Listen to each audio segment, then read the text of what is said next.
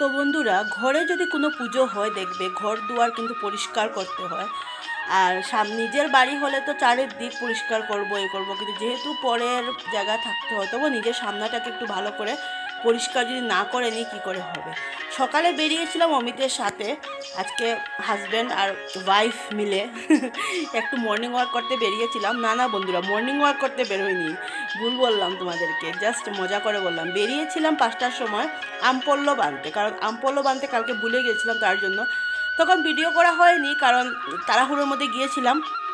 এত সকাল সকাল মোবাইল হাতে নিয়ে ভোর 5টার সময় চোখে ঘুম নিয়ে তার জন্য ও যে আমার সাথে গিয়েছে ওইটাই অনেক। ও তো ওই এত সকালে মানে অমিত কাজ ছাড়া কোনোদিনও উঠে না। তো দেখো ভালো করে সামনাটা একটু মানে ধুইয়ে দিচ্ছি, কারণ যেহেতু এতদিন বৃষ্টি হচ্ছিল আর ধোয়ানো হয়নি।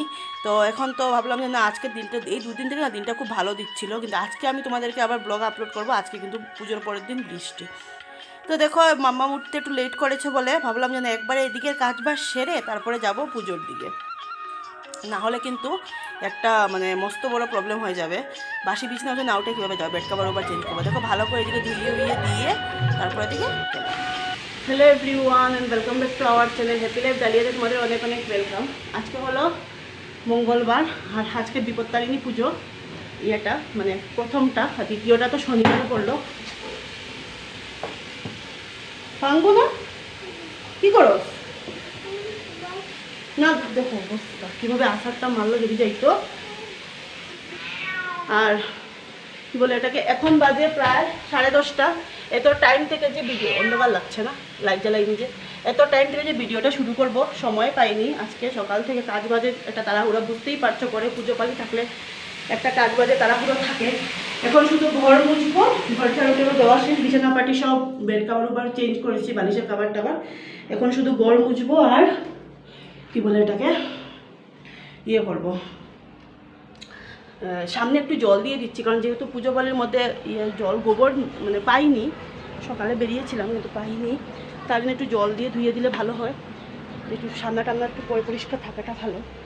আর অনেক দিন হয়েছে এখানে জল ঢালা হয় না, তার জন্য ভাবলাম আমি জল ঢেলে দিই। তো আজকের ভিডিওটা আমি এখান থেকে শুরু করছি, প্লিজ নো স্কিপ করে ব্লগটা দেখো। তো চান করে বেরিয়ে পড়লাম, বেরিয়ে ভাবছি যে আজকে আর শাড়ি পরবো না, কারণ এমনিতে তো তোমরা জানোই আমার পায়ের মধ্যে খুব ব্যথা, ডান পাটার মধ্যে, তার মধ্যে আর ওই রুমে একদম মানে নুয়ে যেতে হয়। আর এটা তো ঠিক আছে। আর এখন তো বন্ধুরা একটা কথা বলবো, এখন অনেক ভালো যে মানে একটু আলাদা জায়গা হয়েছে পুজোর জায়গা। যখন মাম্মাম ছোট ছিল, আমরা যখন ওখানে ছিলাম তখন কী হতো, এক জায়গার মধ্যেই ছিল, মানে ওকে যে কীভাবে মানে ও আমার এতটা দুষ্টুমি করতো না, কারণ ও একটু এতটা দুষ্টুমি করেনি ছোটো থেকেই। তো বাচ্চা মানুষ না, ওই পুজোতে বসলে বলতো মাম্মা টয়লেট পেয়েছে, তো হিসি মানে বলতো আমার মেয়ে। তো এগুলো বললে দেবে বারবার হতো, তো এখানে একটু এতটা অসুবিধা হয়নি, কারণ অমিত ছিল ওখানে, আমাদের ছিল অফিস ছিল, ওর ডিউটি তো ওখানেই ছিল, ওখানে ভিতরে ওকে ফোন করে বলতাম আসার জন্য। তো এখানে আসার পর থেকে কিন্তু অমিত এই দু বছর কিন্তু ছুটি করেছে আর কি পুজোর মধ্যে। এই বছরটা আর ও ছুটি করতে পারেনি, যেহেতু কাজের একটা চাপ ছিল, সবসময় তো সম্ভব না।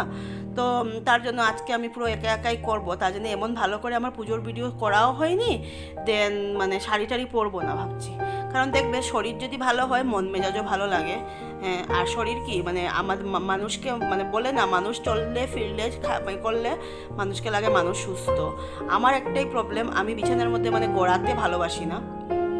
আমার কথা হলো আমি যতটুকুই পারি ততটুকু করবো, আর যদি একেবারে বিছানায় পড়ে যাই তাহলে মানে আমার ঘরের মানুষ বলো আর আমার মানে বলো বড় বলো বোঝে যে না আমার শরীরটা খুবই খারাপ, কারণ বিছানায় পড়ি না সহজে।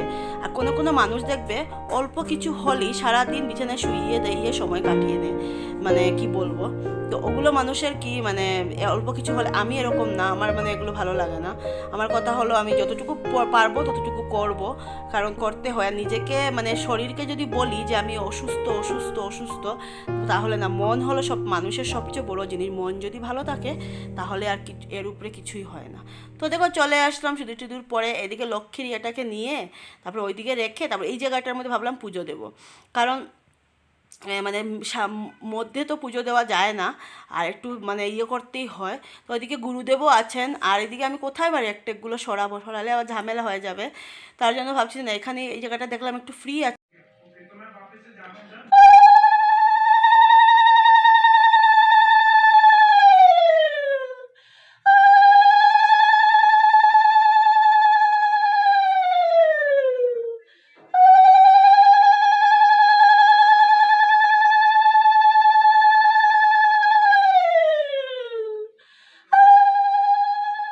আমার কিন্তু পিতলের ঘট ছিল, অনেকটাই পিতলের ঘট আমি ইউজ করেছি। পিতলের ঘরটা কী বলো তো বন্ধুরা, তাড়াতাড়ি করে ফুটো হয়ে যায়, 1 বছর যেতে যেতেই ফুটো হয়ে যায়।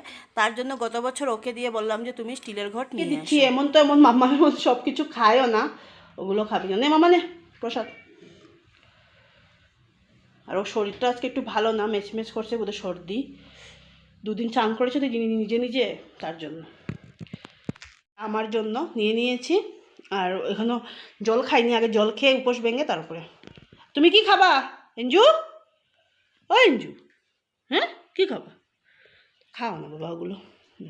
সব ভেজা পুরা দমে, ক্লিপ লাগিয়েছিলাম, ছেড়ে তো যাওয়া যাবে না ঠাকুরের এখানে।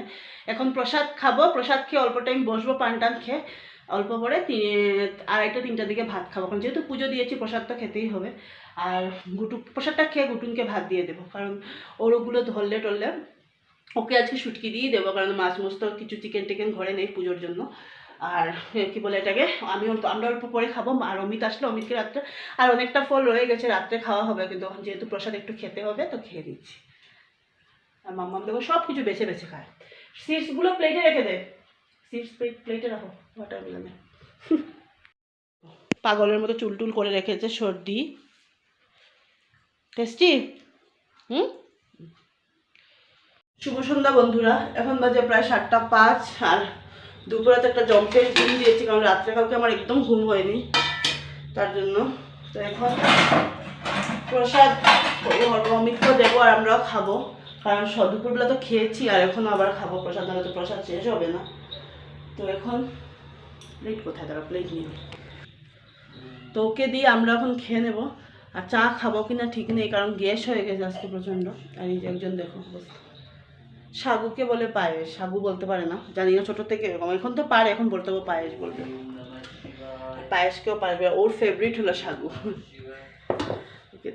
প্রসাদগুলো সবার জন্য নিয়ে নিই, তো এই যে ওর জন্য নিয়ে নিয়েছি।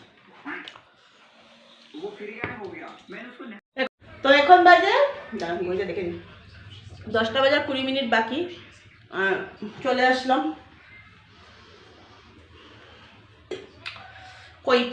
কিচেন। দুপুরের ডাল আছে, এটাকে একটু গরম করে নেব। আর মাম্মাম খাবে কিনা আমি জানি না, মানে ভাত খাবে খাওয়া অল্প একটুই খাবে। ওই আপেল টাপেল পুরো খেলো তো, সাগু মাখাটা, আমরাও সবাই অল্প অল্পই খাবো, তার জন্য ভাবলাম যে আলু ভাজা করে নিই। দুপুরবেলা কি খাওয়া হয়েছে আমি আপনাদের সাথে শেয়ার করতে ভুলে গেছি, কারণ এতটা মানে মাঝে যন্ত্রণা কম, মানে এত সময় বসে বসে ফল টল কাটা, বুঝতেই পারছেন। ওই 13 ফলের পূজা মানে অনেক টাইম লাগে। কি যে প্লাম যে কি টক বন্ধুরা, প্লাম একদিন ছিল টক খেতে খুব ভালোবাসতাম, এখন পাই না, দাঁতগুলো শিনশিনে। তো আলু ভাজা দুপুরে খাওয়া হয়েছিল সোয়াবিনের তরকারি, ডাল, ওগুলো। এখন ডাল আছে, এখন শুধু ওই আলু একটু ভাজবো কুচু কুচু করে। আর কালকে বড় বড় করেছিলাম, বড় বড় আলু ভাজা। মেয়ে আমার ভালোবাসে না, ওর পাপা ভালোবাসে, তো পাপারটা কালকে হলো, আজকে মেয়েরটা হবে, মেয়েরটা খাওয়া হবে, ওগুলোই করবো রাত্রে।